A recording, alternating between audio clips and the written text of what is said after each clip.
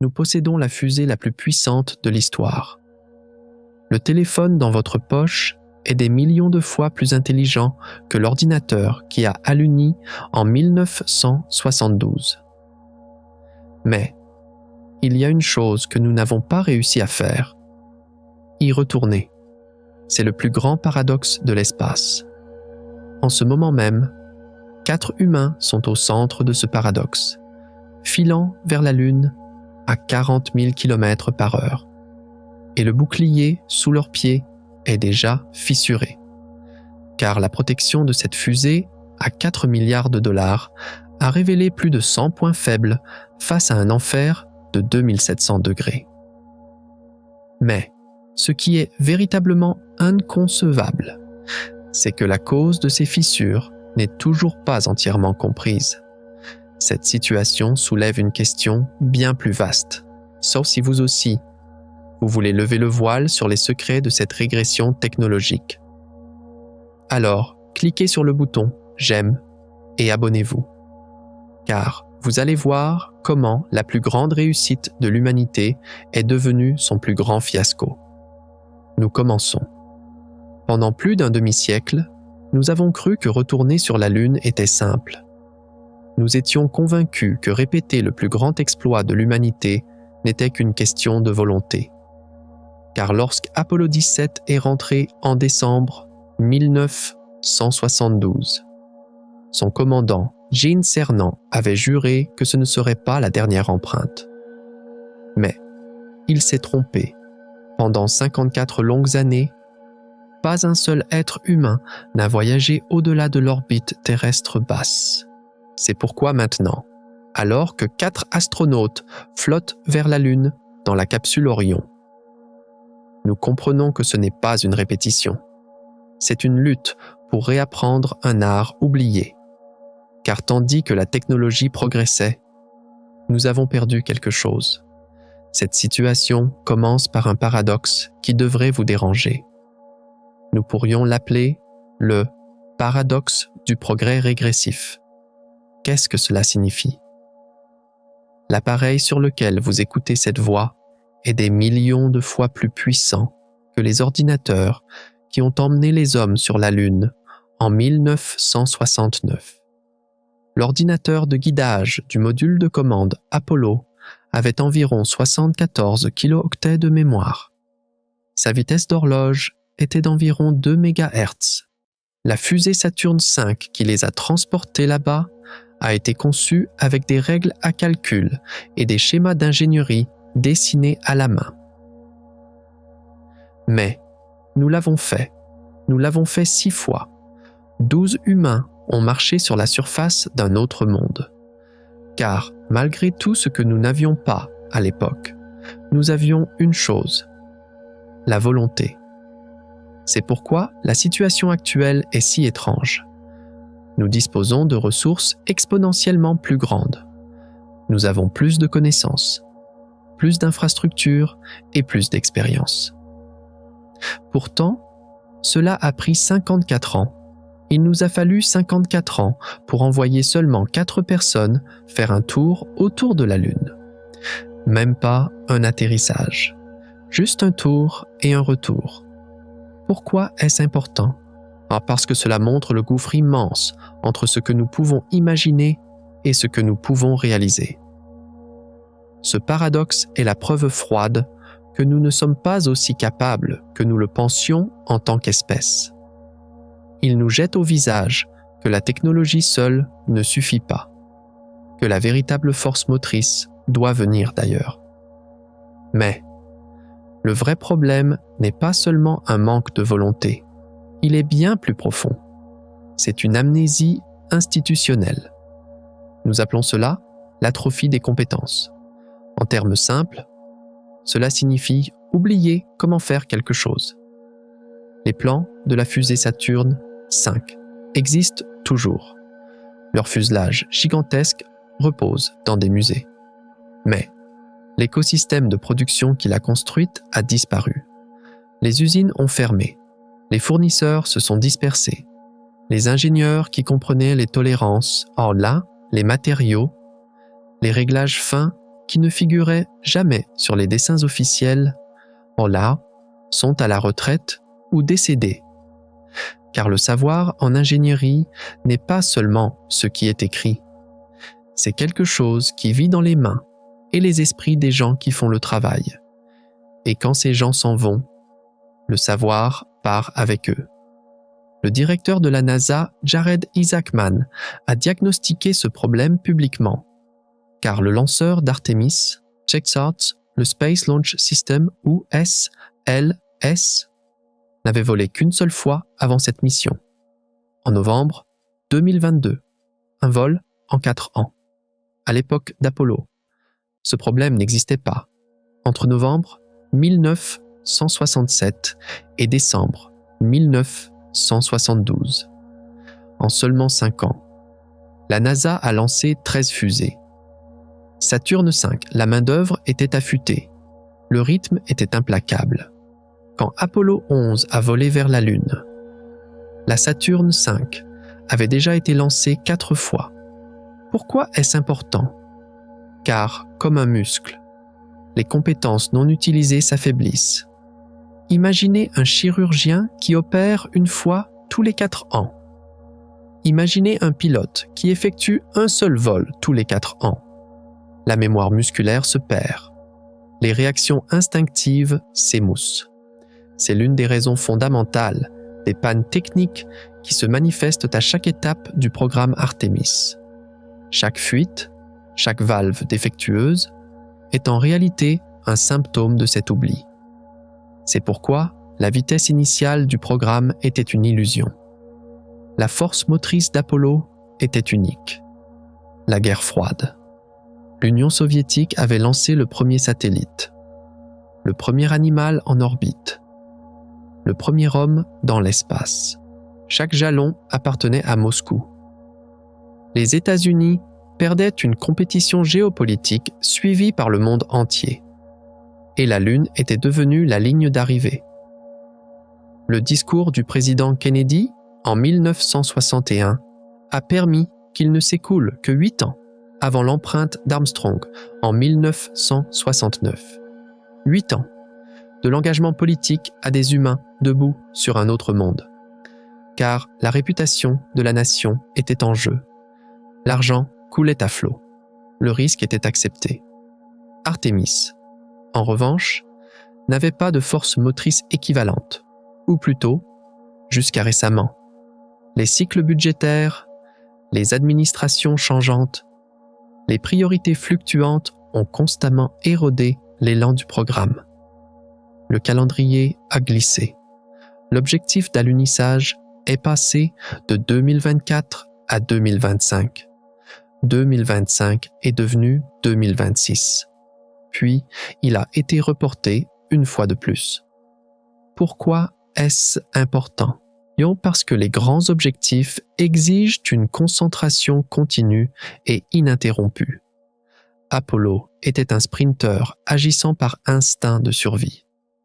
Artemis ressemble à un marathonien distrait qui change constamment de direction.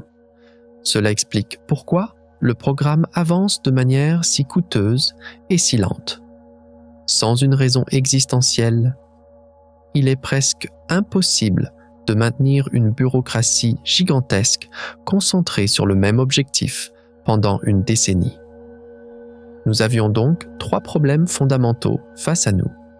Un paradoxe qui nous faisait régresser malgré nos avancées technologiques. Une perte de compétences due à l'évaporation de décennies de savoir-faire en ingénierie.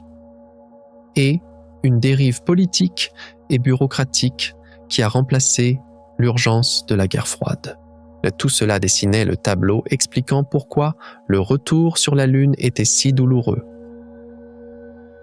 Mais il manquait une pièce à ce tableau, car le programme Artemis représentait une philosophie fondamentalement différente de celle d'Apollo. Le but n'était pas seulement de visiter, le but était de s'installer, construire des infrastructures, extraire des ressources, établir une présence humaine permanente qui servirait de tremplin pour Mars et au-delà. L'ambition n'était pas un séjour de camping de 3 jours. L'ambition était un avant-poste permanent au pôle sud de la Lune. Et cette ambition rendait le programme à la fois incroyablement important et incroyablement complexe. Le premier signe que le retour sur la Lune ne serait pas simple n'est pas venu lors d'un échec, mais au contraire, lors d'un grand succès. Et derrière ce succès se cachèrent les premières graines d'une future catastrophe. Car lorsque Orion est revenu sur Terre et que les ingénieurs ont examiné le bouclier thermique, ce qu'ils ont trouvé était extrêmement inquiétant. Car le bouclier ne s'était pas usé de manière homogène. Il s'était fissuré. Il s'était fragmenté. Lorsque les ingénieurs ont inspecté la capsule après son amérissage, ils ont découvert que le revêtement protecteur s'était détaché de manière inattendue en plus de 100 points différents. C'était un modèle de dommage jamais observé lors des missions Apollo. Et ce, bien que le même matériau AFCOAT ait été utilisé dans des conditions similaires. La raison sous-jacente à cette situation était un cauchemar d'ingénierie. On pourrait appeler cela la fissuration par pression interne. Quand Orion plonge dans l'atmosphère terrestre à près de 40 000 km/h, la friction génère des températures dépassant 2700 degrés Celsius à sa surface. C'est une situation attendue. Mais les enquêtes ont montré que les gaz formés lors de cette surchauffe extrême se retrouvaient piégés à l'intérieur du matériau AFCOAT utilisé sur Orion. Normalement, ces gaz devraient être expulsés par la couche externe en combustion. Mais la perméabilité du matériau sur Orion n'était pas suffisante. Les gaz n'avaient nulle part où aller. La pression a donc commencé à s'accumuler à l'intérieur du matériau, jusqu'à ce qu'elle dépasse la résistance structurelle du revêtement. Et le bouclier s'est fissuré de l'intérieur vers l'extérieur. Pourquoi est-ce important? Parce que dans une mission habitée, cela pourrait signifier un arrêt de mort. Le bouclier thermique est la seule barrière entre 4 humains et des températures qui les vaporiseraient en quelques millisecondes. Si suffisamment de matériaux se détachent, si les fissures se propagent trop loin, si l'intégrité du bouclier tombe en dessous d'un seuil critique, la capsule brûle. Il n'y a pas de système de secours, pas de bouclier secondaire. Une fois que vous entrez dans l'atmosphère, vous êtes verrouillé sur votre trajectoire. Si le bouclier échoue, l'équipage meurt. C'est une décision d'ingénierie qui porte le poids de 4 vies dans chaque décimale. Mais le bouclier thermique était le premier problème. Et ce n'était certainement pas le dernier. Car un autre problème se profilait, que nous pourrions nommer la fragilité logistique. Le 17 janvier 2026, la gigantesque fusée Space Launch System de 98 mètres de haut, surmontée de la capsule Orion, a été transportée sur son pas de tir. Mais, lors du premier test de remplissage de carburant, les ingénieurs ont détecté une fuite dans le système d'hydrogène liquide. L'hydrogène est la plus petite molécule de l'univers, à la température de moins 252 degrés Celsius requise pour le carburant de fusée. C'est un liquide qui contracte chaque joint, chaque raccord qu'il touche. Maîtriser l'hydrogène liquide est donc l'un des problèmes d'ingénierie les plus redoutables de l'astronautique. Mais la vraie catastrophe n'était pas là. La vraie catastrophe fut une anomalie découverte après le test suivant. L'hélium ne s'écoulait pas correctement vers l'étage supérieur de la fusée. Sans cet étage, Orion ne pourrait jamais atteindre la Lune. La panne a été retracée jusqu'à un joint et un clapet anti-retour défectueux, enfoui profondément dans l'étage supérieur. Et c'est là que le problème s'est transformé en cauchemar logistique.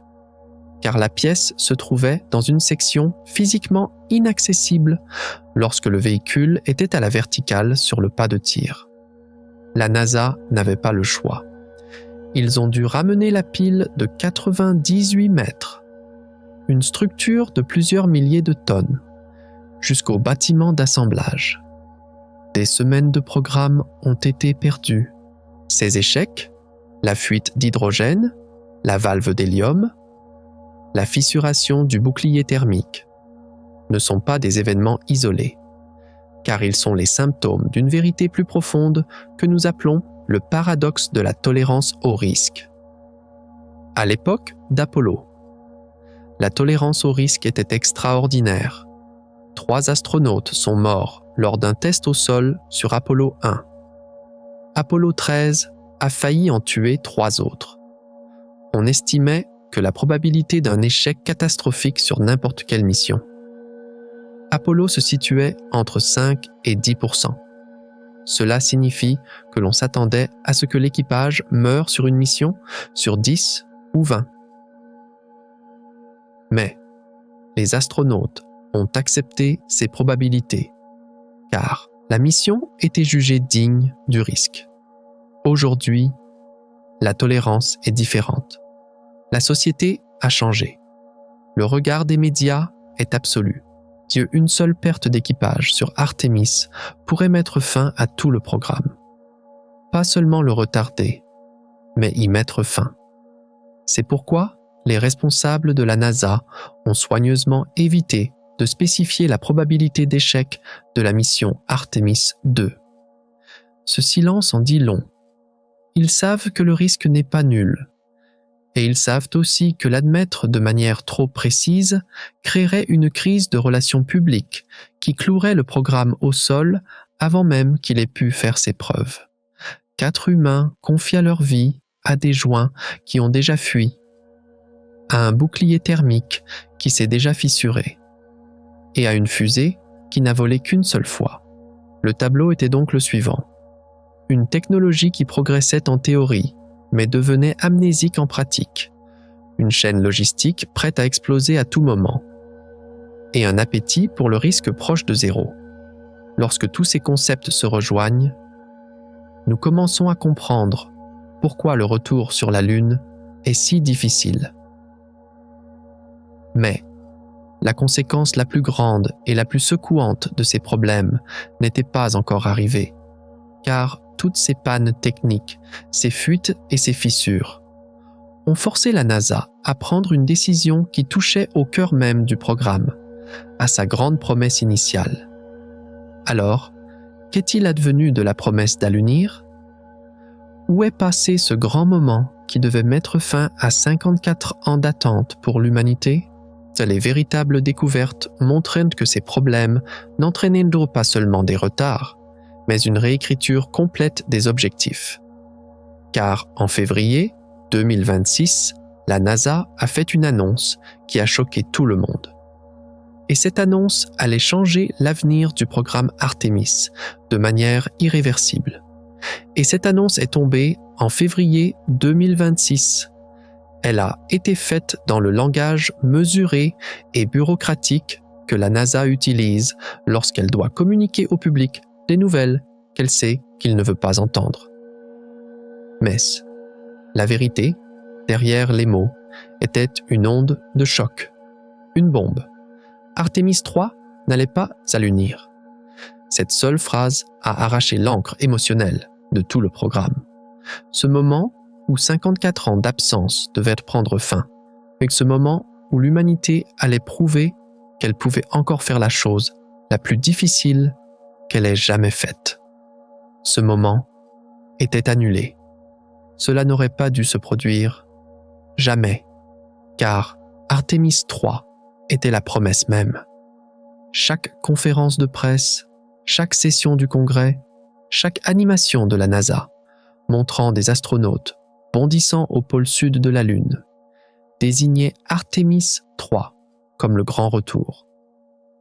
Mais la mission était maintenant redéfinie.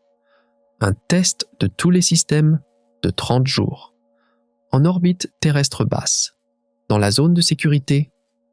L'équipage serait lancé, rejoindrait un atterrisseur et s'y amarrerait. Mais il n'irait pas sur la Lune. Le nouvel objectif pour un alunissage réel a été fixé à Artemis 4. La date, début 2028. L'objectif avait encore glissé. Il avait tellement glissé qu'il fallait une feuille de calcul pour suivre sa trajectoire. L'objectif initial était 2024. Puis ce fut 2025. Ensuite, 2026. Et maintenant, 2028. Soit 11 ans après l'annonce du programme. C'était plus long que toute la période écoulée entre le discours de Kennedy et le dernier alunissage d'Apollo. Apollo n'avait duré que 8 ans. Pourquoi est-ce important? Car ce report n'était pas un simple changement de calendrier. C'était l'aveu implicite de la NASA que le plan original exigeait un miracle. C'était leur confession qu'ils avaient tenté l'impossible et avaient échoué. Mais le vrai choc n'était pas le report lui-même, mais la raison de ce report. Car l'architecture d'Artemis 3 était comme une insulte à la simplicité élégante d'Apollo. Pour Apollo, le module lunaire et le module de commande étaient balancés ensemble, au sommet de la même fusée, Saturne V. Tout partait vers la Lune en un seul paquet, un seul lancement, un seul véhicule, un seul système intégré. Le déroulement de la mission était donc simple. Artemis 3, en revanche, reposait sur un modèle radicalement différent, d'une complexité inconcevable. Oui, Orion serait lancé avec sa propre fusée. Mais l'atterrisseur, le gigantesque Starship de SpaceX, serait lancé séparément. Et c'est là que le problème commençait. Car le Starship était si massif qu'il ne pouvait pas transporter en une seule fois assez de carburant pour aller sur la surface lunaire et en revenir. La solution? Le ravitaillement orbital. C'est quelque chose qui n'avait jamais été fait à cette échelle. Selon certaines estimations, il fallait entre 10 et 16 lancements de tankers Starship. Ces tankers devaient passer pomper des centaines de tonnes de carburant cryogénique dans l'atterrisseur en attente en orbite, à des températures proches du zéro absolu, en microgravité. Cela paraissait impossible, car si un seul lancement de tanker échouait, le carburant en orbite commençait à s'évaporer et toute la séquence devait être redémarrée. Et ce n'était pas tout. La véritable folie commençait maintenant, car c'était un cauchemar qu'il nommait la multiplication des risques. Un comité de sécurité indépendant a examiné ce profil de mission et a émis un avertissement. Le risque cumulé était inacceptable.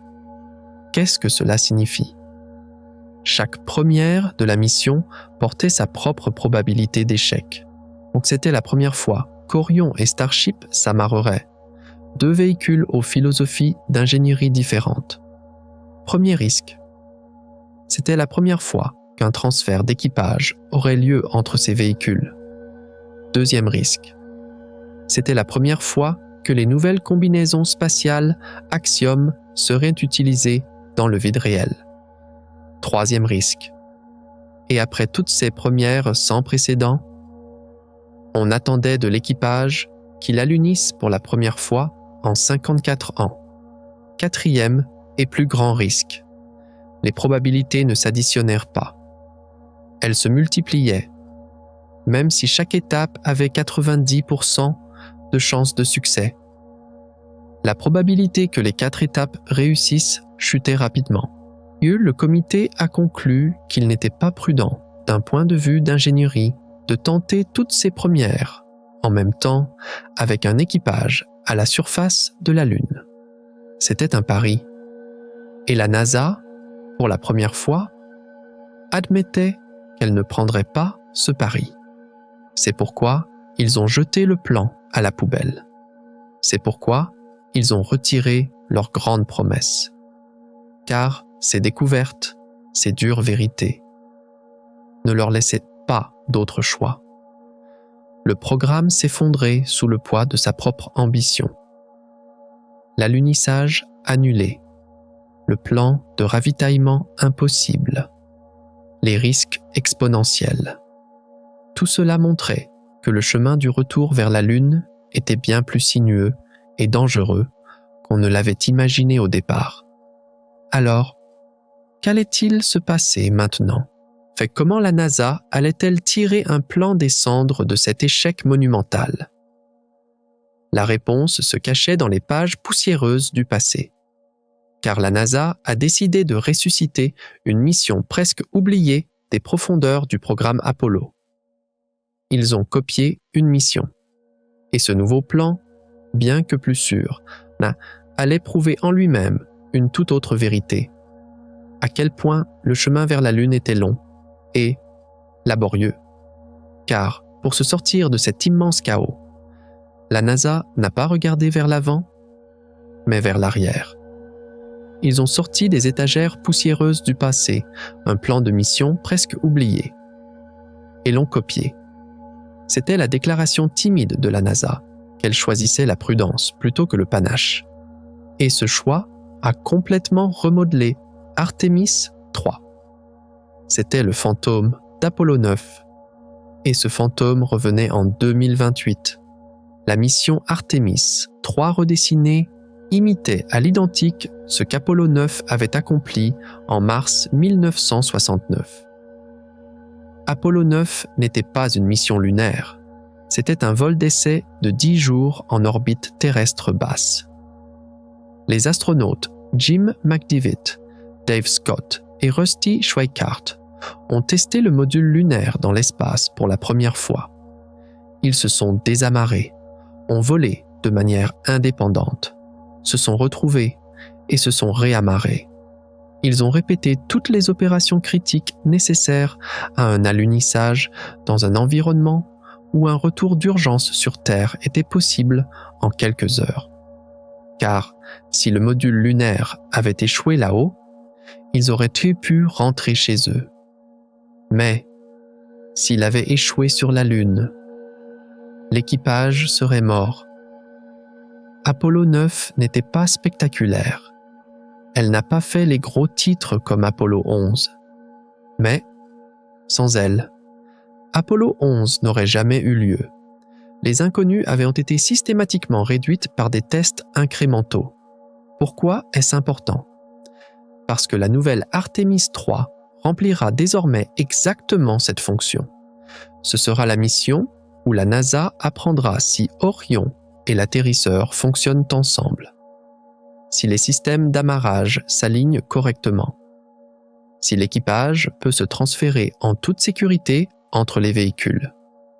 Tout sera testé à proximité de la Terre, où un sauvetage est théoriquement possible.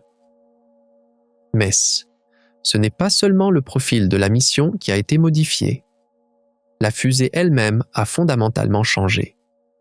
Car, pendant des années, le plan était de faire évoluer le Space Launch System ou SLS vers une variante plus puissante appelée Block 1B. Cette variante possédait un nouvel étage supérieur massif connu sous le nom de Exploration Upper Stage ou EUS. Cet étage devait augmenter considérablement la capacité de charge de la fusée. Mais l'EUS est devenu un cas d'école en matière de gestion de programmes aérospatiaux. Il a pris du retard. Ses coûts ont explosé. Il est devenu ce genre de composant qui engloutit des budgets colossaux sans jamais atteindre le pas de tir. Cela n'aurait pas dû arriver, car on n'abandonne pas ainsi la principale voie d'amélioration d'un programme. Mais la NASA, sous la direction de son nouveau directeur Jared Isaacman, a complètement annulé l'exploration Upper Stage. Les améliorations Bloc 1B et ultérieures Bloc 2 ont été abandonnées. C'était l'une des décisions les plus radicales prises concernant l'avenir du programme. Et cette décision visait le matériel le plus fondamental du projet. Et maintenant, le vrai choc arrivait. Car ce qui allait remplacer cette pièce massive et coûteuse annulée n'était pas une nouvelle technologie conçue par la NASA. C'était quelque chose qui existait déjà, quelque chose qui fonctionnait déjà. L'étage supérieur, Centaur 5, produit par United Launch Alliance ou ULA. Cette pièce était un étage bimoteur déjà en service opérationnel sur la fusée Vulcan d'ULA. Son vol était prouvé, il était en production. Et surtout, il était compatible avec l'infrastructure existante du lanceur mobile, un au Centre spatial Kennedy. Pourquoi est-ce si critique? Parce que cette décision a éliminé le besoin du lanceur mobile. 2. Une deuxième plateforme de lancement, développée à un coût faramineux pour supporter la configuration plus grande du bloc 1B. En standardisant la conception actuelle du SLS avec le Centaur 5. La NASA pouvait continuer à utiliser l'infrastructure qu'elle possédait déjà. Elle pouvait ainsi réduire l'intervalle entre les missions et progresser vers son objectif d'un lancement tous les 10 mois. La philosophie derrière ce changement n'était pas romantique, mais industrielle. Elle donnait la priorité à la fiabilité sur l'ambition, à la répétabilité sur le spectacle. Car une fusée capable de transporter théoriquement plus de charge n'a aucune gloire si elle ne décolle jamais. Voilà donc les découvertes. Un plan d'alunissage qui s'était écrasé au sol. Un profil de mission copié sur le manuel d'il y a 50 ans pour réduire les risques. Et une pièce de fusée de plusieurs milliards de dollars. Annoncée comme l'avenir du programme. Jetée à la poubelle et remplacée par une pièce moins ambitieuse, mais fonctionnelle, d'une société concurrente. Tout cela montrait que la feuille de route d'Artemis était en train d'être redessinée. La ligne droite promise au public s'était transformée en une série d'étapes prudentes et délibérées. Chaque étape testait des systèmes spécifiques. Chaque étape éliminait des risques spécifiques. Chaque étape rapprochait le programme de l'alunissage réel. Mais comment toutes ces nouvelles pièces allaient-elles fonctionner ensemble? Quelle était la technologie derrière ce plan qui ressemblait à un patchwork? Car chaque composant de cette nouvelle stratégie recelait ses propres secrets et défis d'ingénierie incroyables. Et le plus grand de ces secrets commençait avec ce monstre géant en acier inoxydable au centre de tout ce plan. Car assembler et faire fonctionner le Starship en orbite. Assembler et faire fonctionner était une épopée d'ingénierie en soi. Mais comment cela fonctionne-t-il exactement? Ralentissons un peu le rythme, car derrière les découvertes choquantes et les plans annulés, se cachent les technologies incroyables qui rendent cette nouvelle stratégie possible. Il est temps de descendre dans la salle des machines. Il est temps de comprendre comment chaque pièce de ce plan en patchwork fonctionne, sur quels principes physiques elle repose, et pourquoi elle est si différente d'Apollo. Car la nouvelle route vers la Lune n'est pas tracée avec les anciennes cartes. Tout commence avec ce monstre géant en acier inoxydable au cœur du programme. Le Starship et son mécanisme de ravitaillement en apparence impossible. Vous pouvez imaginer ce système comme une station-service géante en orbite. Mais cette station fonctionne avec des carburants cryogéniques, c'est-à-dire extrêmement froids, et opère en apesanteur. Le Starship est trop lourd pour être lancé depuis la Terre en une seule fois, avec suffisamment de carburant pour aller sur la Lune et en revenir. C'est pourquoi SpaceX a développé une solution appelée ravitaillement orbital. Le plan commence par le lancement du Starship qui doit alunir Fox à vide en orbite. Mekis ensuite, comme une série d'avions ravitailleurs. Entre 10 et 16 tankers, Starships supplémentaires sont lancés. Chacun s'approche du vaisseau principal en attente en orbite et y pompe des centaines de tonnes de méthane liquide et d'oxygène liquide. Ce processus exige que 2 véhicules gigantesques s'amarrent avec précision dans le vide spatial, à des températures proches du zéro absolu. Car le moindre retard entraîne un problème appelé boil-off ou évaporation. Ces carburants cryogéniques sont si froids que, quelle que soit la qualité de l'isolation, ils s'évaporent lentement avec le temps.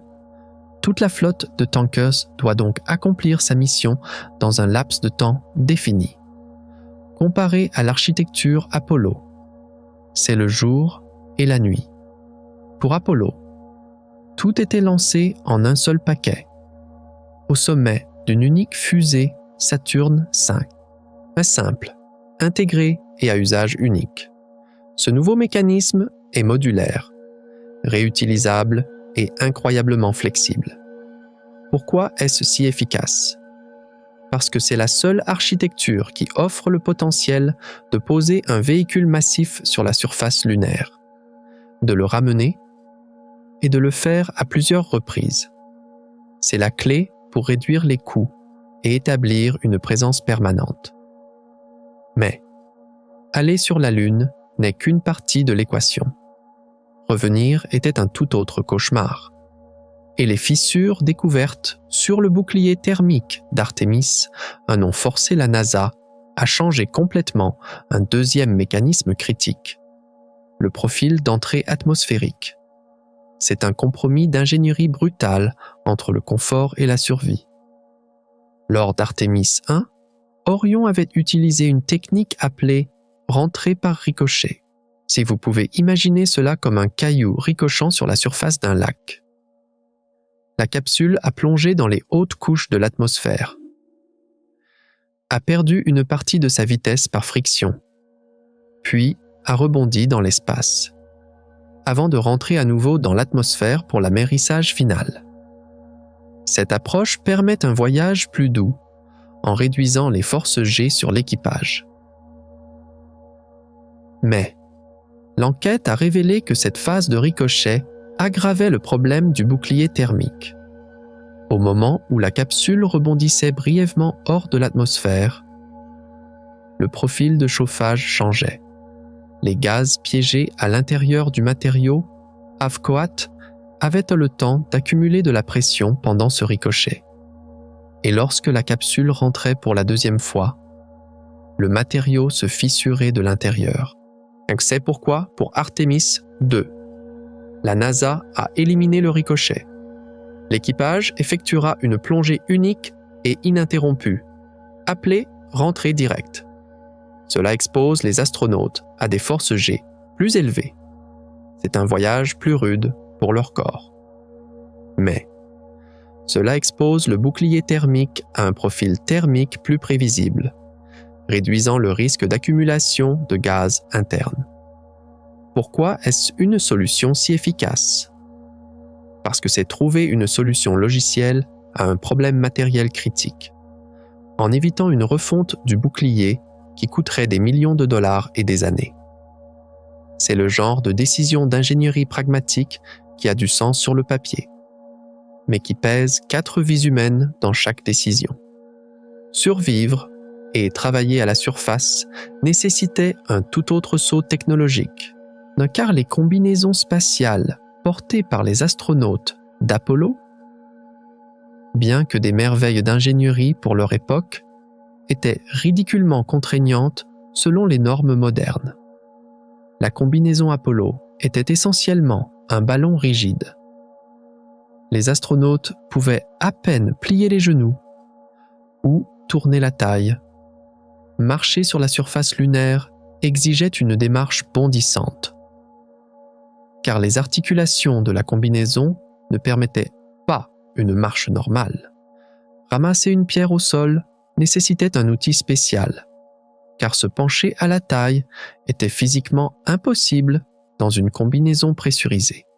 La nouvelle génération de combinaisons, la Axiom Extravehicular Mobility Unit, ou AXEMU, développée par Axiom Space, avec des contributions de la maison de couture Prada pour le design de la couche externe, représente un saut générationnel.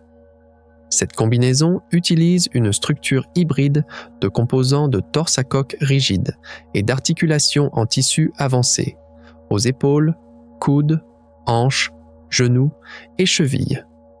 Le résultat est une combinaison pressurisée qui permet aux astronautes de se déplacer avec une amplitude de mouvement jamais atteinte auparavant dans l'espace.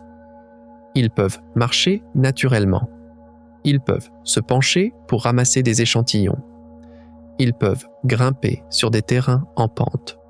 Le système de survie de la combinaison est conçu pour maintenir un astronaute en vie pendant au moins 2 heures à l'intérieur de régions d'ombre permanentes, où la température atteint moins de 140 degrés Celsius. Un système de communication développé avec Nokia fournit un réseau 4G LTE entre les astronautes, l'atterrisseur et les ressources en orbite. Un système de visière développé avec Oakley offre une vision améliorée dans les conditions de contraste extrême de la surface lunaire, où les zones ensoleillées sont d'un blanc aveuglant et les ombres d'un noir impénétrable. Pourquoi est-ce si important ? Parce que cette technologie transforme l'astronaute d'un visiteur en un travailleur. Elle rend physiquement possible le concept de construire une base, Ekaskart, d'extraire des ressources et de mener des expériences scientifiques de longue durée. Nous avons donc 3 mécanismes principaux qui forment la nouvelle base technique du retour sur la Lune. Une révolution logistique qui rend possible des vaisseaux gigantesques grâce au ravitaillement dans l'espace. Une stratégie d'entrée atmosphérique intelligente qui sacrifie le confort pour assurer la survie. Et enfin, une combinaison spatiale révolutionnaire qui permet de travailler véritablement à la surface de la Lune. C'était toutes les technologies nécessaires pour y aller, en revenir et survivre à la surface. Mais la véritable ambition du programme Artemis n'était pas là. La véritable ambition était d'utiliser la Lune, d'en faire une ressource, une station-service, un tremplin sur la route de Mars. Alors, quelles étaient les technologies qui permettraient cela ? Non, car la véritable clé pour s'installer sur la Lune ne résidait pas dans les fusées ou les combinaisons spatiales, mais dans le sol lunaire lui-même et dans ce que nous pouvions en extraire. Et la plus importante de ces technologies résidait dans ce mot magique qui allait tout changer, l'eau.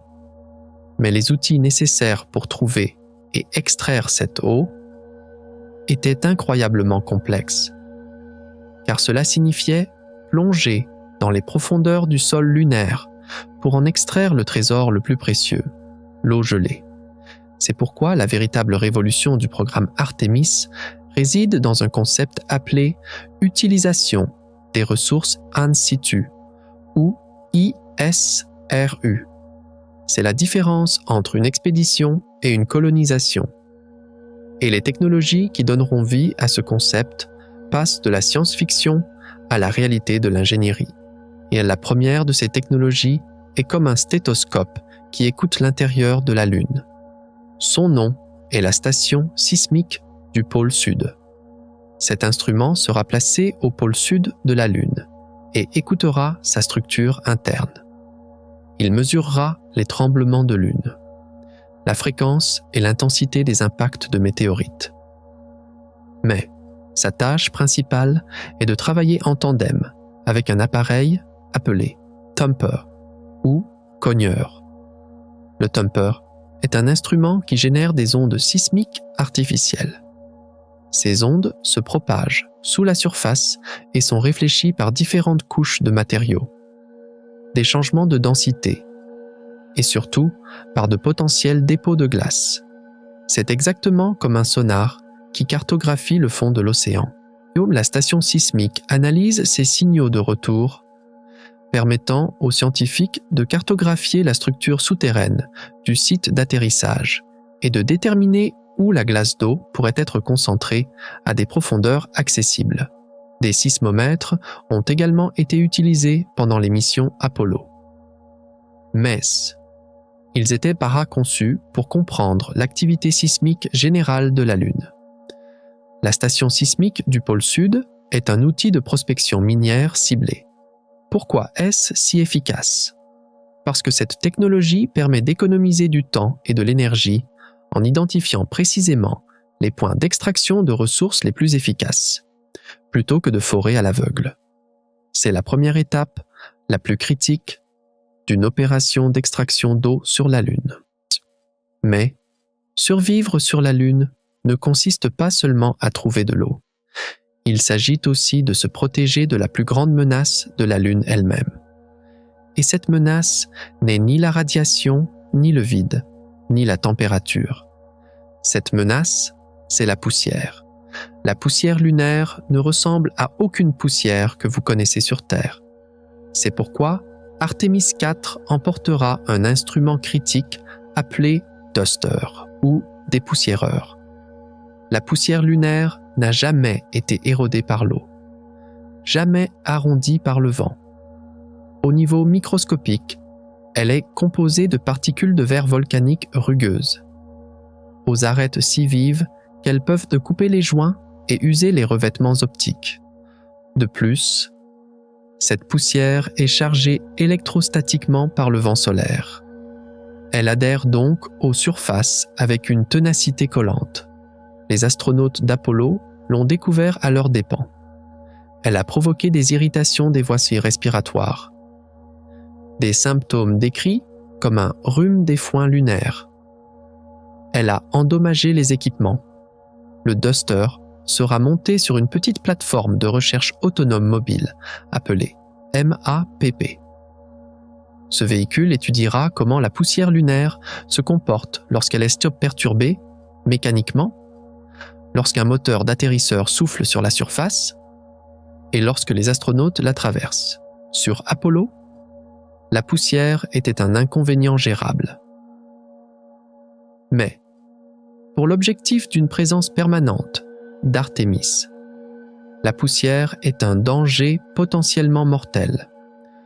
Une inhalation prolongée pourrait entraîner des lésions pulmonaires chroniques, similaires à la silicose. Les données que le Duster collectera informeront directement la conception des futurs habitats, des sas, des combinaisons et des systèmes de réduction de la poussière nécessaires à toute base permanente. C'est la première étape pour résoudre l'un des problèmes d'ingénierie les plus fondamentaux sur la voie d'une vie à long terme sur la Lune, lunaire et l'électrolyser. Ils peuvent produire de l'oxygène pour respirer et de l'hydrogène pour le brûler comme carburant. C'est le mécanisme qui change les règles du jeu. Un vaisseau spatial décollant de la surface lunaire n'a pas à transporter tout son carburant depuis la Terre. Il peut faire le plein avec du carburant produit localement. Il peut ainsi poursuivre sa route vers Mars ou la ceinture d'astéroïdes. Le coût d'un seul lancement du Space Launch System est d'environ 4,2 milliards de dollars. Si chaque mission vers la Lune nécessite que chaque consommable soit lancé depuis la Terre, le programme devient économiquement insoutenable. Mais, si les astronautes peuvent produire de l'oxygène et du carburant à partir des ressources locales, le coût par mission chute de façon spectaculaire. La chaîne logistique se raccourcit, la durée de la mission s'allonge. Un séjour de camping se transforme en une colonie. Or, c'est l'exemple le plus concret du passage de la philosophie drapeau et empreinte d'Apollo à la philosophie infrastructure et industrie d'Artemis. Nous avons donc une série de technologies qui transforment la Lune d'un simple lieu à visiter en un lieu à vivre et à utiliser. Un détective sismique qui cartographie le sous-sol. Un protecteur qui lutte contre la poussière mortelle. Et surtout, un magicien chimique qui transforme l'eau en carburant et en air. Ces détails techniques montrent pourquoi le programme Artemis n'est pas une simple répétition. Pourquoi il est bien plus qu'Apollo. Il s'agit de jeter les bases de la première révolution industrielle de l'humanité hors de la Terre. Mais toutes ces machines incroyables et ces mécanismes complexes ne sont que les pions d'un jeu bien plus grand, plus urgent et plus dangereux. Car derrière toute cette course technologique, une autre course se déroule. Silencieuse mais implacable. Une guerre de l'ombre. Et le vainqueur de cette guerre déterminera non seulement les ressources de la Lune, mais aussi les règles de l'avenir de l'humanité dans l'espace. Car pendant que la NASA ramenait sa fusée au bâtiment d'assemblage pour la réparer, un autre pays avançait sur la Lune avec une précision méthodique et impitoyable. Et cette réalité mettait une pression sur le programme Artemis, à un niveau insoutenable. Car chaque retard de la NASA, chaque panne technique, chaque pas en arrière, ne trouvait pas d'écho dans le silence de l'espace. Non, bien au contraire, cela devenait la musique des progrès de quelqu'un d'autre. C'était une guerre de l'ombre, une guerre froide. Sur Prasmes, cette fois, elle se déroulait dans le vide glacial de l'espace, à 400 000 km de la Terre. Et maintenant, le point culminant arrive. Car pendant que la NASA retournait à l'atelier pour réparer sa fusée, la Chine avançait sur la Lune avec une précision méthodique et impitoyable. Et leur succès n'était pas seulement des triomphes d'ingénierie, mais des coups géopolitiques. Chacun était un séisme qui ébranlait les fondations du programme Artemis. Et le premier séisme est survenu en 2020. C'était impossible. Mais ils l'ont fait. La mission chinoise Chang'e 5. Elle a aluni, a collecté des échantillons et les a ramenés sur Terre. Ces phrases peuvent te sembler simples, mais elles ne l'étaient pas, car la dernière fois que quelqu'un l'a fait, c'était en 1976. La mission Luna 24 de l'Union soviétique. Et avant cela, les astronautes américains d'Apollo. Depuis 44 ans, aucune nation n'avait réussi à rapporter le moindre caillou de la surface lunaire. C'était un art oublié. Mais la Chine a ressuscité cet art, et ce, de manière impeccable. La Chine est ainsi devenue le 3e pays de l'histoire à y parvenir, après les États-Unis et l'Union soviétique. C'était un record. C'était la rupture d'un silence de près d'un demi-siècle. Et ce n'était qu'un début. Ce succès a provoqué une onde de choc dans les agences spatiales occidentales. Car, pendant des années, alors qu'elles se débattaient avec des plans théoriques et des coupes budgétaires, la Chine avait travaillé en silence et avec détermination, réalisant un saut technologique que personne n'attendait. Comment cela avait-il été possible? Mais c'était le résultat d'une vision à long terme soutenue par l'État et ininterrompue. Alors qu'en Occident, les programmes changent avec les politiciens, le plan de la Chine s'étendait sur des décennies. Et Chang'e 5 n'était que le premier fruit de ce plan. Le plus incroyable était encore à venir. Car ensuite, 2024 est arrivé. Et la Chine a de nouveau réussi l'impossible. Mais, cette fois, ils ont fait quelque chose que personne dans l'histoire n'avait jamais fait. La mission Chang'e 6. Elle a aluni sur la face cachée de la Lune. C'est un record en soi, car cet hémisphère de la Lune n'est jamais visible depuis la Terre. Y alunir signifie alunir dans une région où la communication directe est impossible. Mais la Chine le faisait pour la 2e fois. Le vrai choc n'était pas là. Et le vrai choc, c'est que Chang'e 6 a collecté des échantillons là-bas et les a ramenés en toute sécurité sur Terre. Une première dans l'histoire. Pour la toute première fois dans l'histoire de l'humanité, des matériaux provenant de la face cachée de la Lune sont arrivés dans des laboratoires sur Terre. C'était une révolution pour la science lunaire. C'était le saint Graal de la planétologie, car Chang'e 6 n'a pas aluni n'importe où. Non, elle a aluni dans le bassin Pôle Sud-Aitken, l'un des bassins d'impact les plus anciens et les plus profonds du système solaire, vieux de milliards d'années, si profond que l'on pensait qu'il aurait pu exposer à la surface des matériaux du manteau lunaire, sous la croûte. Ces échantillons pourraient contenir certains des secrets les plus fondamentaux sur la formation de la Lune, et même du système solaire primitif. Le monde scientifique était secoué. Comment était-ce possible? Ce n'était pas seulement une merveille d'ingénierie, mais le produit d'un génie stratégique.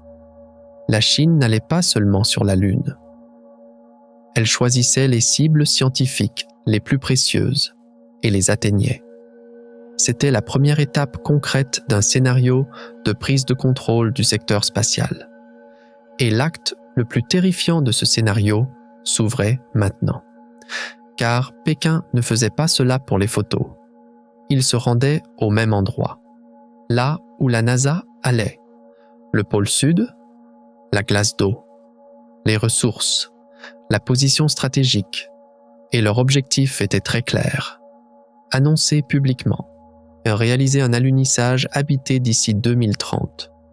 Ce n'était pas un bluff, c'était le point culminant d'un plan méthodique, où chaque mission Chang'e était un tremplin pour la suivante.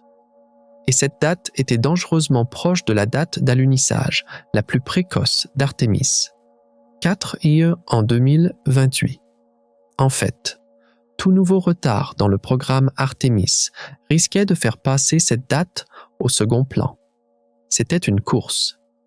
Et ce n'était pas une course purement symbolique, car le traité sur l'espace extra-atmosphérique de 1967 stipule qu'aucun pays ne peut revendiquer la souveraineté sur un corps céleste. Personne ne peut posséder la Lune. Mais ce traité a été écrit à une époque où personne ne possédait la technologie pour construire des bases permanentes ou extraire des ressources sur un autre monde. La propriété et le contrôle ne sont pas la même chose. Vous n'avez pas besoin de posséder un col de montagne pour le contrôler. Il vous suffit de construire un fort à son sommet. C'est une situation où la présence physique rend les cadres juridiques dénués de sens. L'inquiétude à Washington n'est pas seulement que la Chine alunisse avant Artemis 4. L'inquiétude, c'est que la Chine commence à construire des infrastructures permanentes au pôle sud, pendant que la NASA teste encore des procédures d'amarrage en orbite terrestre basse. C'est pourquoi une nouvelle division mondiale est apparue. Une division concrète et juridique. La NASA a établi les accords Artemis. Il s'agit d'un cadre de gouvernance lunaire qui énonce des principes d'exploration pacifique, de transparence, d'extraction de ressources et de prévention des interférences nuisibles entre les missions. À ce jour, plus de 40 pays ont signé ces accords.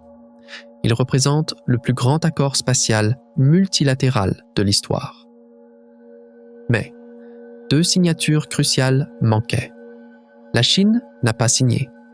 La Russie n'a pas signé. Au lieu de cela, la Chine et la Russie ont annoncé leur propre cadre concurrent, la Station de recherche lunaire internationale, une entreprise commune pour construire une base robotique, et finalement, habitée, permanente au pôle sud de la Lune, son architecture, son calendrier, sa structure de partenariat.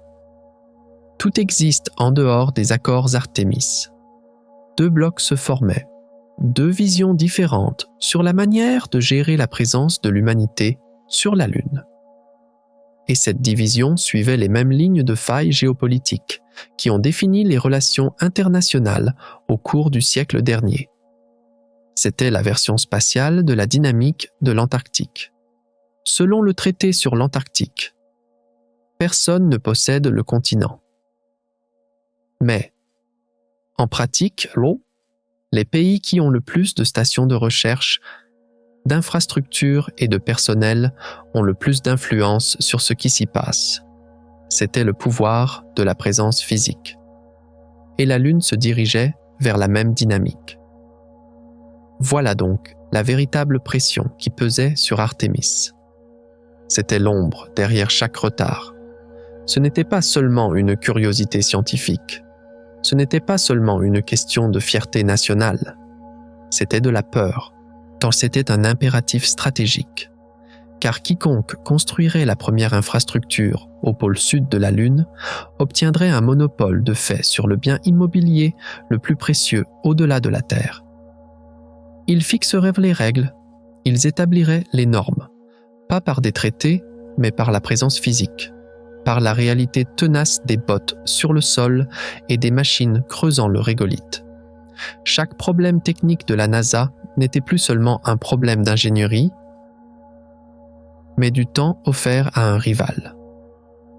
Lorsque la valve d'hélium est tombée en panne et que la fusée a été ramenée, ce n'était pas seulement des semaines de perdu, mais aussi de la crédibilité politique. Chaque mois où le programme Artemis glissait, l'écart se resserrait entre les calendriers annoncés par la NASA et les jalons atteints par la Chine. C'était le plus grand jeu d'échecs géopolitique du XXIe siècle. Et l'échiquier était la Lune elle-même. Nous avions donc un tableau choquant. D'un côté, un programme embourbé dans sa propre complexité, sa bureaucratie et ses objectifs sans cesse changeants. De l'autre, un rival focalisé sur un seul objectif, avançant avec une précision et une vitesse implacables. D'un côté, un accord de paix et de coopération signé par plus de 40 pays. De l'autre, une nouvelle alliance traçant sa propre voie en dehors de cet accord. Ce n'était pas la course de deux programmes spatiaux, c'était la collision de deux philosophies différentes pour l'avenir. Et au milieu de cette collision, 4 astronautes flottaient à des centaines de milliers de kilomètres de chez eux, au centre de cette tempête géopolitique. Mais, sous toute cette politique, cette stratégie et cette peur, se cachait une question bien plus grande, plus fondamentale. Quel était le véritable sens de toute cette course? Car cette histoire ne concerne pas seulement qui retournera le premier sur la Lune. Cette histoire concerne la prochaine étape de notre espèce, l'instinct de survie et un destin écrit dans les étoiles. Et la clé de ce destin était une clé. Mais cette clé n'ouvrait pas le coffre-fort d'un enjeu géopolitique, mais la porte d'un destin biologique. Car la question sous-jacente à toute cette course, à toutes ces fusées de plusieurs milliards de dollars et à toutes ces guerres de fierté nationale, était « Pourquoi ? Pourquoi est-il important de battre la Chine ? Pourquoi le prestige national est-il important ? Non, car la vraie question est « Pourquoi est-il important de survivre en tant qu'espèce ?» Et maintenant, voici la vérité la plus épique, la plus fondamentale et la plus terrifiante de toute cette histoire. Car il ne s'agit pas seulement de retourner sur la Lune, il s'agit de ne pas disparaître. C'est la plus grande découverte. Nous sommes une civilisation monoplanétaire. Sentez le poids de cette phrase.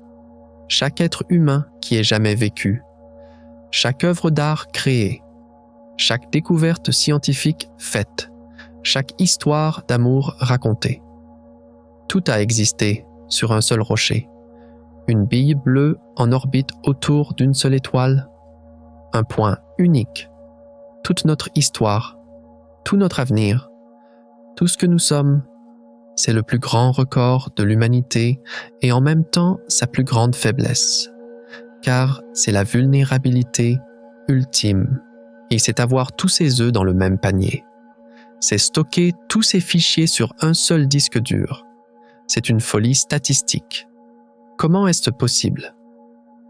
Comment une espèce consciente de 8 milliards d'individus peut-elle lier toute son existence à un seul point de défaillance? Car c'est notre héritage évolutif. Nous sommes nés sur cette planète. Mais nous ne sommes pas obligés de mourir sur cette planète. Ce n'est pas le monde scientifique, mais l'humanité qui est secouée par cette vérité. Ce n'est pas un changement de paradigme, c'est le réveil d'un instinct de survie.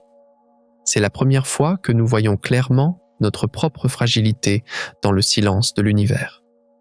Et cette fragilité n'est pas un concept abstrait, c'est une liste de menaces concrètes. C'est le livre des records le plus effrayant.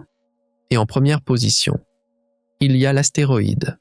Un seul astéroïde, assez grand pour atteindre la surface. Il pourrait mettre fin à la civilisation en quelques heures. La même puissance qui a anéanti les dinosaures. Ce n'est pas une probabilité, c'est une certitude. Nous ne savons juste pas quand. En deuxième position, le supervolcan, comme la caldeira de Yellowstone. S'il entre en éruption, il peut plonger la planète dans un hiver volcanique qui durera des années. Il peut bloquer la lumière du soleil. Il peut faire s'effondrer les systèmes agricoles qui nourrissent 8 milliards de personnes. C'est arrivé de nombreuses fois dans l'histoire. Et cela se reproduira. En troisième position, la pandémie. Un virus plus mortel, plus contagieux que tout ce que nous avons connu jusqu'à présent. Il pourrait réduire la population à une fraction. En quatrième position, la guerre nucléaire. Un conflit nucléaire entre grandes puissances pourrait rendre la surface inhabitable pendant des décennies. Et en cinquième position, un effondrement climatique en cascade. Face à chacune de ces menaces, nous avons la même faiblesse. Nous n'avons pas de sauvegarde, pas de deuxième site, pas de copie hors site de la civilisation humaine. Si cette planète échoue, nous échouons avec elle. Comment est-ce possible? Alors que chacune de ces menaces pourrait à elle seule anéantir notre espèce, nous sommes toujours là, sur une seule cible. C'est l'erreur du joueur. Le fait que nous ayons survécu jusqu'à présent ne signifie pas que nous survivrons à l'avenir. C'est pourquoi devenir une espèce multiplanétaire n'est pas un luxe. Ce n'est pas un projet de prestige pour milliardaires. Ce n'est pas un concept abstrait pour les amateurs de science-fiction. C'est une police d'assurance contre l'extinction. Et comme toutes les assurances, vous la souscrivez avant la catastrophe, pas après. C'est la police d'assurance la plus grande, la plus importante de l'histoire. Le coût d'établir une présence permanente sur la Lune et finalement sur Mars se mesure en milliards de dollars. C'est vrai, chaque lancement d'Artemis coûte plus de 4 milliards de dollars. Mais le coût de ne pas le faire, si l'un de ces risques existentiels se réalise, se mesure en tout. Chaque future génération qui n'existera pas, chaque découverte qui ne sera jamais faite, chaque enfant qui ne naîtra jamais. Ce coût est infini. Que sont 4,2 milliards de dollars face à l'infini? C'est l'analyse coût-bénéfice ultime, et ses conclusions ne pourraient pas être plus claires. Comment est-ce possible? Poser cette question est même un luxe, né de la richesse et de la paix. Nos ancêtres ne posaient là pas cette question. Ils survivaient, simplement. Maintenant, c'est notre tour. Mais, cette fois, nous devons survivre, non pas à l'hiver prochain, mais à une catastrophe cosmique. Et l'opportunité de souscrire cette police d'assurance ne restera pas ouverte éternellement. C'est la vérité la plus brutale, la plus épique de cette histoire. Les ressources sont limitées. la volonté politique est fragile, la concurrence progresse. Et l'univers n'attend pas les espèces qui hésitent. Il a attendu 54 ans notre retour sur la Lune. Il n'attendra pas 54 ans de plus. Les fusées sont pleines de carburant. Les combinaisons sont fabriquées. Les outils sont prêts. L'équipage vole. Mais ce n'est pas seulement une préparation technique. C'est le test final d'une volonté collective. La prophétie de Gene Cernan en quittant la Lune en 1972 est plus pertinente que jamais. Mais cette fois, ce n'est pas seulement un espoir, c'est un avertissement. Ces empreintes intactes sur la surface lunaire, parfaitement préservées. Comme si la Lune tenait une promesse, comme si elle savait que nous reviendrions, que nous tenions cette promesse ou non, que nous ajoutions de nouvelles empreintes à côté des anciennes, que nous construisions quelque chose qui survivra à la prochaine génération et à celle d'après, dépend des décisions prises en ce moment. Pas seulement par les astronautes, par les ingénieurs saxons, les politiciens, les contribuables et les électeurs, et par les choix silencieux et persistants d'une civilisation sur ce qu'elle valorise. Voilà le point culminant. Ce jeu d'échecs géopolitique ayant cette course technologique, cette liste de menaces existentielles et cette police d'assurance ultime. Tout converge vers un seul moment, maintenant, vers ces 4 humains flottant dans la capsule Orion. Dans le vide, entre la Terre et la Lune. Ils ne portent pas ce poids seul. Ils le portent au nom de chaque personne qui a regardé la Lune, en se demandant si nous y retournerions un jour. Demain, ils tourneront autour de la face cachée de la Lune. Ils traverseront un couloir de silence absolu. Mais, ensuite, ils en sortiront de l'autre côté, et ils commenceront leur voyage de retour. Mais, au milieu de ces moments épiques, de cette vitesse vertigineuse et de cette panique existentielle, il est maintenant temps de s'arrêter et de réfléchir. Toute cette technologie, cette politique, cette peur et cet espoir, qu'est-ce que cela signifie pour nous, en tant qu'individus, en tant qu'espèce? Si cette histoire est plus que des fusées et de la politique, de quoi s'agit-il? Car la réponse à cette question est peut-être la clé pour comprendre la force réelle qui nous ramène sur la Lune, et ce que nous y trouverons en arrivant. Cette patate, la clé, n'était peut-être pas dans les cratères glacés de la Lune, mais quelque part en nous, et maintenant, au milieu de cette vitesse vertigineuse, de cette tension géopolitique et de cette lutte technologique. Il est temps de s'arrêter et de réfléchir. Et maintenant, nous faisons face à la question la plus importante. Quelle est notre place au milieu de tout cet effort? Si cette histoire est plus que des fusées et de la politique, plus que des boucliers thermiques qui se fissurent et des missions retardées. De quoi s'agit-il vraiment? Car la réponse à cette question est la clé pour comprendre la force réelle qui nous ramène sur la Lune, et ce que nous espérons trouver en y arrivant. C'est le voyage à la recherche de notre propre reflet dans le silence de l'univers, car nous devons faire face au premier et plus bouleversant paradoxe, le paradoxe de la puissance et de la fragilité. D'un côté, une espèce qui, en 1969, a envoyé des humains sur la Lune avec des ordinateurs des millions de fois moins puissants que l'appareil sur lequel vous écoutez cette voix.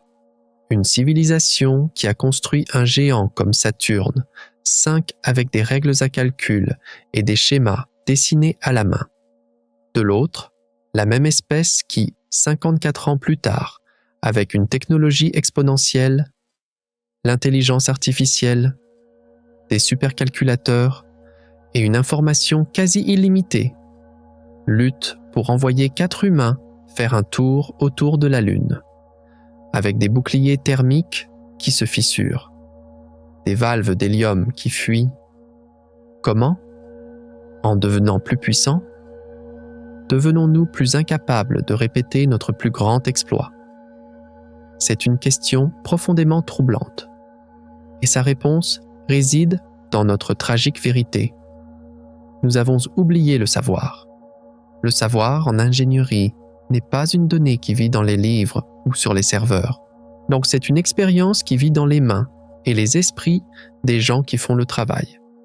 Et cette génération, la génération Apollo, nous quitte. Les usines ont fermé, les chaînes d'approvisionnement se sont taries. Cette compréhension intuitive s'est évaporée. Ce que nous appelons l'atrophie des compétences, comme un muscle qui s'affaiblit, est la preuve amère de la façon dont notre capacité collective s'est émoussée. Nous sommes une civilisation qui possède les plans de sa plus grande œuvre, mais qui a oublié comment la construire.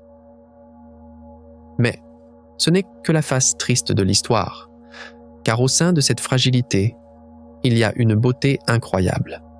Cet oubli, cette incapacité nous force à réapprendre. Le programme Artemis, avec tous ses défauts, est en fait un acte de remémoration gigantesque.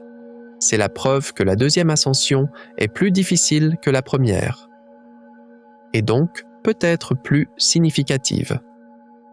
Car cette fois, nous ne grimpons pas pour gagner une course, mais pour redécouvrir qui nous sommes et ce que nous sommes capables de faire. C'est la lutte pour réinterpréter un art perdu. Vous faites partie de ce paradoxe. Dans votre vie, il y a des compétences que vous avez oubliées, des talents que vous avez perdus. Mais vous pouvez recommencer, réapprendre. La lutte de l'humanité pour retourner sur la Lune est en fait le reflet cosmique de votre lutte personnelle pour la croissance et la redécouverte. Nous sommes une espèce qui oublie, mais qui a le pouvoir de se souvenir. Et cela nous amène à un deuxième paradoxe, plus profond. Le paradoxe du temps. D'un côté, il y a la glace d'eau qui attend, gelée au fond des cratères du pôle sud de la Lune depuis des milliards d'années, dans une obscurité que la lumière du Soleil n'a jamais touchée. 4 milliards d'années. De l'autre, il y a nous, avec une durée de vie moyenne de 80 ans, qui faisons des plans pour extraire cette glace. D'un côté, il y a 12 paires d'empreintes parfaitement conservées sur le régolithe, non perturbées par le moindre vent depuis 54 ans. De l'autre, la quasi-disparition de la génération qui a laissé ses empreintes, et la mort du commandant d'Apollo 17, Gene Cernan, avant de voir sa prophétie de notre retour se réaliser. Comment osons-nous, nous qui ne sommes qu'un éclat d'un instant dans l'océan du temps, toucher un monde vieux de milliards d'années, le façonner et y laisser une trace durable? La vérité tragique de cela est la brièveté douloureuse de notre temps individuel. Nous sommes éphémères. Nos politiques, nos priorités, même nos percées technologiques, ne sont qu'un clin d'œil à l'échelle des temps géologiques. C'est la tristesse la plus fondamentale de l'existence. Être une conscience mortelle au bord de l'infini. Mais, au sein de cette tragédie se cache un miracle inconcevable.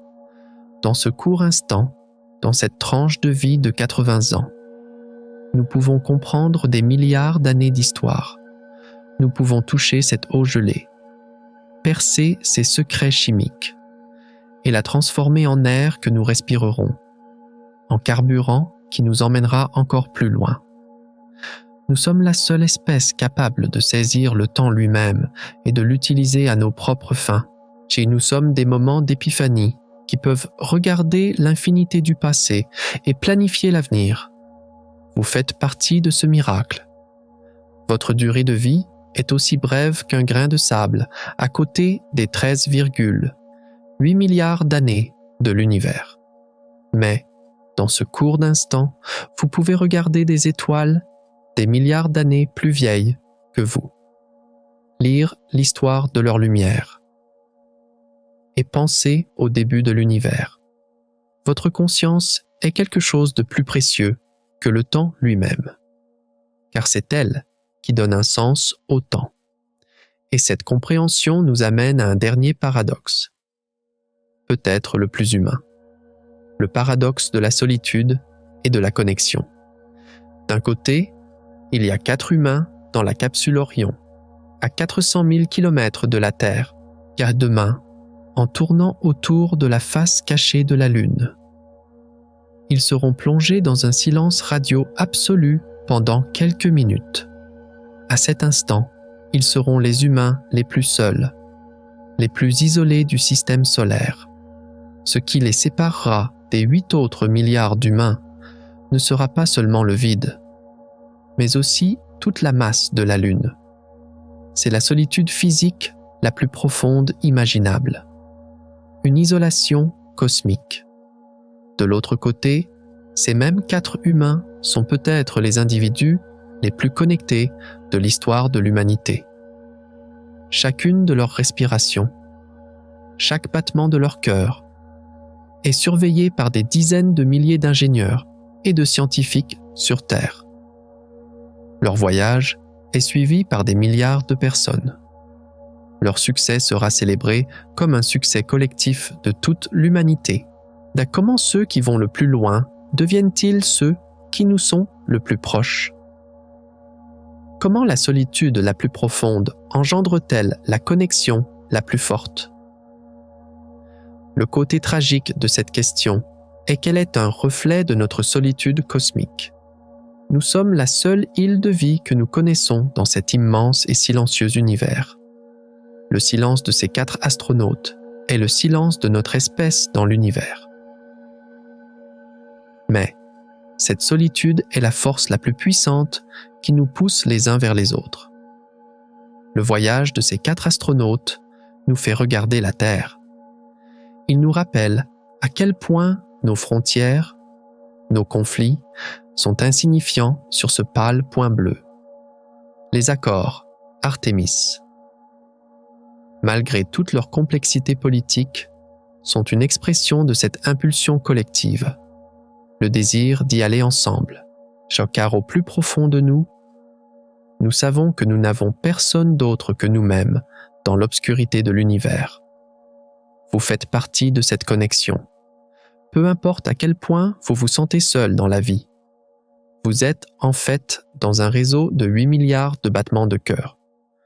Vos espoirs, vos peurs et vos rêves sont les espoirs, les peurs et les rêves de quelqu'un d'autre sur cette planète. Ces 4 astronautes flottent dans ce vide non seulement pour eux-mêmes, mais pour vous, car ils sont les doigts les plus étendus de l'humanité. Et la racine de ces doigts, c'est vous. Nous sommes une espèce puissante mais fragile, des êtres qui vivent de brefs instants dans un temps infini, et dans la profonde solitude de l'univers. Nous sommes une communauté qui se serre les coudes. Ces paradoxes ne sont pas seulement l'arrière-plan de notre histoire de retour sur la Lune. Ils en sont le sens même. Mais ces réflexions ne sont pas toute l'histoire, car au-delà de ces paradoxes, il y a une vérité ultime qui nous attend à la fin de ce voyage. C'est une vérité qui ne concerne pas seulement qui nous sommes, mais qui nous pourrions devenir. Et faire face à cette vérité est peut-être un pas encore plus courageux que de poser le pied sur la Lune. Car faire face à cette vérité est bien plus difficile que de résoudre un problème technique ou de faire un geste géopolitique. C'est se regarder dans le miroir, c'est faire face à la nature la plus fondamentale et contradictoire de ce que nous sommes en tant qu'espèce. Et cette confrontation nous amène à un autre paradoxe, peut-être le plus créatif et le plus destructeur, et que c'est le gouffre immense entre le rêve et la réalité. D'un côté, il y a ce futur magnifique que nous créons dans notre esprit. Des bases permanentes sur la Lune, des villes sur Mars, une humanité qui s'étend jusqu'aux étoiles. C'est notre rêve collectif. De l'autre, il y a la réalité brutale de l'ingénierie. Une fusée qui a nécessité 3 tentatives avant de ne pas exploser. Un bouclier thermique qui se fissure de manière inattendue. Un simple joint qui ne peut retenir de l'hydrogène liquide à moins 252 degrés. Une valve d'hélium qui, parce qu'elle est inaccessible, Hans oblige à ramener toute une fusée à l'atelier. Comment nos rêves peuvent-ils être si grandioses et illimités alors que notre réalité est si laborieuse, lente et imparfaite? C'est à la fois la plus grande tragédie et le plus grand espoir de notre espèce. Le côté tragique est cet écart entre ce que nous imaginons et ce que nous pouvons faire. Cet écart est rempli de déceptions, de retards et parfois d'échecs. C'est le sentiment de s'embourber dans notre propre boue en essayant d'atteindre les étoiles. C'est nos grandes visions écrasées par la tyrannie de petits problèmes tenaces. Mais, au cœur même de cette tragédie, brille une beauté, car la véritable histoire ne s'écrit pas dans ce rêve parfait, mais dans cette réalité imparfaite. La véritable humanité n'apparaît pas dans ses animations propres, mais dans ce processus de réparation sale. Le travail acharné des ingénieurs, jour et nuit, pour changer ce joint qui fuit, pour concevoir un nouveau profil d'entrée face à ce bouclier qui se fissure, pour déplacer une fusée de plusieurs milliers de tonnes pour atteindre cette valve tenace. Voilà la persévérance de l'esprit humain. C'est bien plus inspirant qu'une victoire sans faille, car c'est une victoire remportée contre l'adversité. Vous vivez aussi au bord de ce gouffre. Vous avez aussi de grands rêves. Mais la vie est pleine de joints qui fuient, de problèmes inattendus et de retards frustrants. Peut-être que le but n'est pas d'atteindre vos rêves de manière parfaite. Peut-être que le but est de montrer le courage de continuer à essayer, malgré toutes les difficultés, les déceptions et le chaos que la réalité apporte. Est-ce l'histoire du programme Artemis Packers est votre histoire? Et cela nous amène, peut-être, au dilemme le plus fondamental de tout ce voyage. Cette ligne fine entre le but et le sens. D'un côté, il y avait le programme Apollo. Son but, aussi dangereux soit-il, était d'une clarté cristalline. Battre l'Union soviétique, poser le premier homme sur la Lune. C'était une course existentielle, présentée comme une question de survie nationale. Kennedy n'a pas proposé Apollo parce qu'il était passionné par la géologie lunaire. Il l'a proposé parce que la réputation de la nation était en jeu. L'argent a coulé. Les risques ont été acceptés. C'était un but extérieur, clair, net et irrésistible. De l'autre côté, il y a le programme Artemis. Il n'a pas un but, il en a des milliers. La science, l'extraction de ressources, la compétition géopolitique, les opportunités commerciales, l'assurance de l'espèce. Aucun de ces buts, seul, n'a la clarté brutale qu'avait Apollo. C'est pourquoi le programme est ballotté par des priorités changeantes, des coupes budgétaires et des vents politiques. Le côté tragique de cette situation est de voir à quel point notre volonté collective est fragile, sans un ennemi extérieur clair ou une ligne d'arrivée. Nous avons du mal à nous concentrer, nous nous ennuyons facilement, et nous avons du mal à montrer la patience nécessaire pour soutenir de grands projets sur plusieurs générations.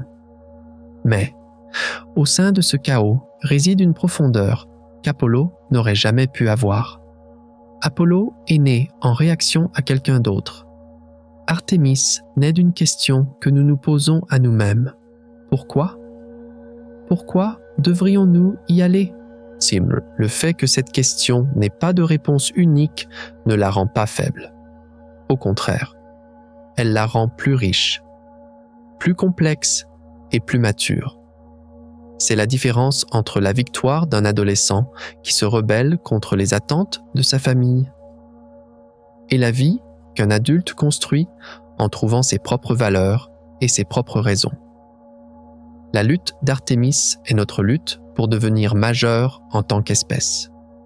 Notre lutte pour créer notre propre sens. Vous vivez aussi ce dilemme dans votre vie. Il y a les buts qu'on vous donne. Finir l'école, trouver un travail, payer les factures. Mais il y a aussi le sens que vous cherchez. La quête pour trouver ce qui vous anime, ce qui vous passionne, ce à quoi vous voulez consacrer votre courte vie. Peut-être que le plus grand voyage n'est pas vers la lune extérieure, mais vers ce pourquoi intérieur. Artémis nous donne le courage de poser cette question. Et maintenant, à la fin de ce long voyage, il est temps de rassembler toutes ces pensées. Nous approchons de la fin de cette histoire complexe, contradictoire et fascinante.